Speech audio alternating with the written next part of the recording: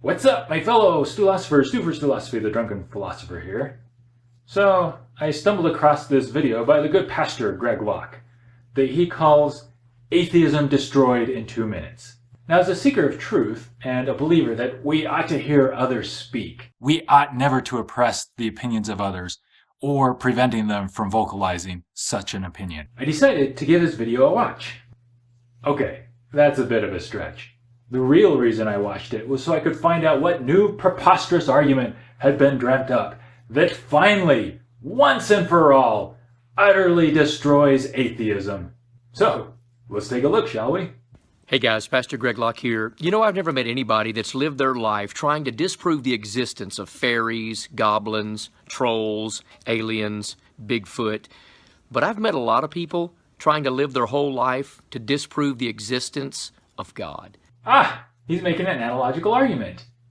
You know, Thomas Paine once made a really good analogy about arguing with those who've renounced all use of reason.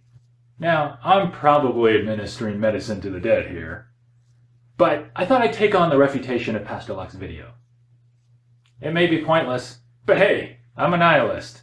Now, the thing to keep in mind when you're making an analogy are the similarities between the things that you're comparing. So, let's see, Pastor Locke is comparing God with, what was it again? Fairies, goblins, trolls, aliens, Bigfoot. Oh, that's right. So, just how similar are fairies, goblins, trolls, aliens, and Bigfoot to God? Well, I guess none of these things exist, so there's that. What else? Do 90% of Americans believe in some form of fairy?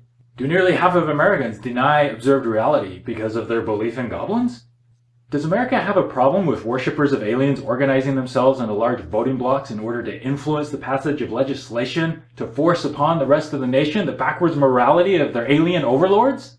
Is anybody barred from serving in public office because of their disbelief in Bigfoot? You see, logically, you don't fight against things that don't really exist. You fight against things in which you have a sneaking suspicion that they do exist.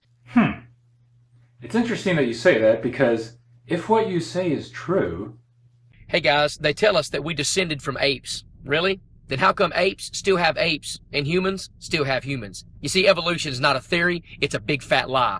You know how one of your fellow believers and prominent apologist for Christianity likes to say things like this? There actually is a book out there.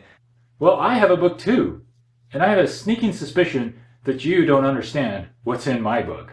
The fact that man has a conscience, the fact that man has a moral law built within his natural framework is proof of what the Bible says. Man is born with the law of God written on his heart. The fact that we have a conscience, the fact that we have a moral law built into our natural framework, is proof of what Origin of Species says. The Homo sapiens inherited these behaviors due to environmental forces over billions of years of evolution, because those are the behaviors that didn't prevent, but rather, more than likely assisted in, our ancestors surviving this harsh world long enough to pass along their genes and teach their offspring these behaviors. I can deny the reality of this fire beside me. Oh, you mean the fire that's right next to you?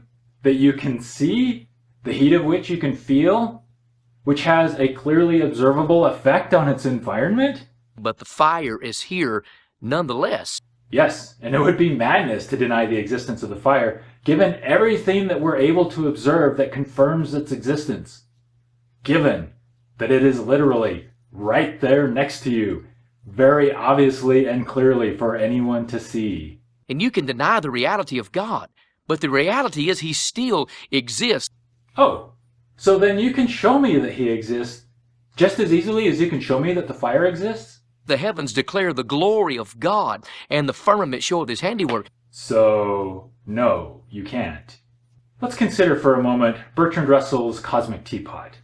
And then let's add a feature to it that Russell hadn't. Let's give it the power to spew forth creation from its spout. And then let's call it Stu's teapot and replace God in what you just said with Stu's teapot. How about that? By simply claiming that the heavens declare its glory and the firmament a show of its handiwork. I've made an argument against the denial of my teapot that is no less powerful than your argument against the denial for the existence of God. You can deny the existence of my teapot. And you'd be right to, because the claims made of my teapot fly in the face of everything we've observed and know to be true about the universe, as does your God. Somebody says, well, by acknowledging his existence doesn't make it true. You're correct. But by not acknowledging his existence, it doesn't mean it's not true. Now, since we're talking about logic, maybe I have to point out a logical fallacy that you just used that is so common we've given it a name. It's called appealing to ignorance. Now, the reason appealing to ignorance is such a bad argument is that it can be used to support the existence of literally anything that lacks evidence to support its existence. Even the fairies, goblins, trolls, aliens, and Bigfoot that you so readily dismissed earlier. So then people say, well, I can't believe in God because there's too much evil in the world. Honestly, I'm with you on that one. I've already talked about how we inherited our behaviors through evolution, and thus ideas about right and wrong, what is good and what is evil, what is moral and immoral, are societal constructs. It's nice to agree on something, isn't it?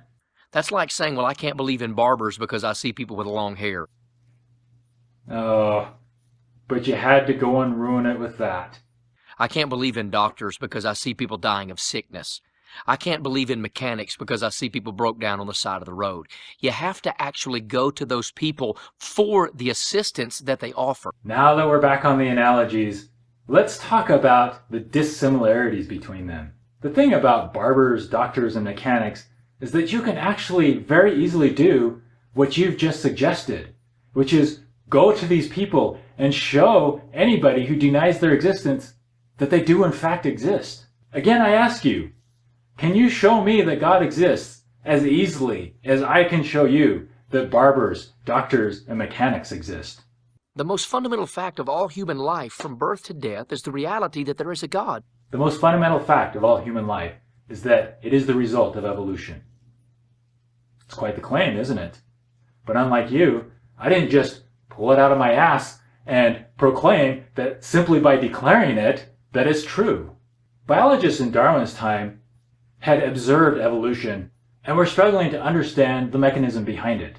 But then Darwin came along and figured out what that mechanism was. And the last 150 years of observations and testing have strengthened Darwin's initial ideas, piling on the evidence that shows that evolution is much more likely to be true than the claim that a wizard that exists outside of all observational methods used magic to create the first human just 6,000 years ago. Or, any other similar claims. So the burden of proof is not upon me to prove that there is one. It's upon you to prove that there's not one. And there it is. You spent a minute and a half setting things up for that final conclusion, that the existence of God is so blatantly obvious that the burden of proof is not on the one making the claim, but on the one who says that there isn't enough evidence to support that claim. The issue at hand here is that we've just exposed that your attempt at showing God's existence is obvious has failed due to bad argumentation. But if you really want the evidence that there's no evidence that God exists, here it is. You see, the evidence that there's no evidence for the existence of God is the fact that there's no evidence for the existence of God. The main underlying reason for man's rejection and denial of God. Oh, wait. I know this. We just talked about this. Is it because there's no evidence to support the patently absurd claim of God's existence? Is future accountability. Because the existence of God would mean the existence of future accountability to that God. Come on, Pastor Locke. Can you avoid fallacious arguments just once during this video? How about another analogy? The main reason for a criminal's denial of the existence of law enforcement is future accountability to law enforcement. Do you not realize that we are accountable to each other for everything that we do in this life? When I harm another person, I may not be accountable to the backwards justice of your God, but I am accountable to myself, to the person that I've harmed, to all of humanity, and even to the planet itself. Trust me, one of the last things I fear is punishment from your God because I eat shellfish, or because I derive joy and pleasure and happiness in a way that your God insists I shouldn't, even though it brings no harm.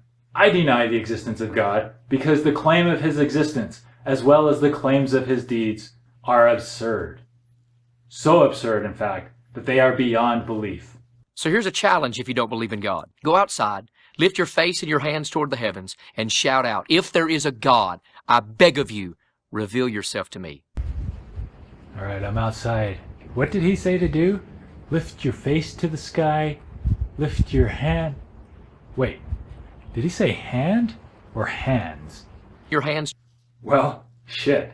I can't raise both my hands in the air due to an injury I received in a motorcycle accident over 21 years ago, which I survived only thanks to modern medicinal science.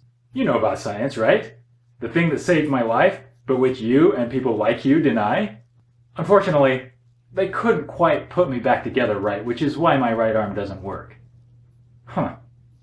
If only there were a magical being that had the power to do things that us mere mortal humans cannot. Hey, if there's no God, what do you have to lose? But he just might reveal himself to you. Yeah, I'm not going to hold my breath. Well, I don't know. Who do you think made the better argument here? Let me know in the comments down below. And until next time, continue to think critically about the claims of religion and Stulosophy on, my fellow Stulosophies.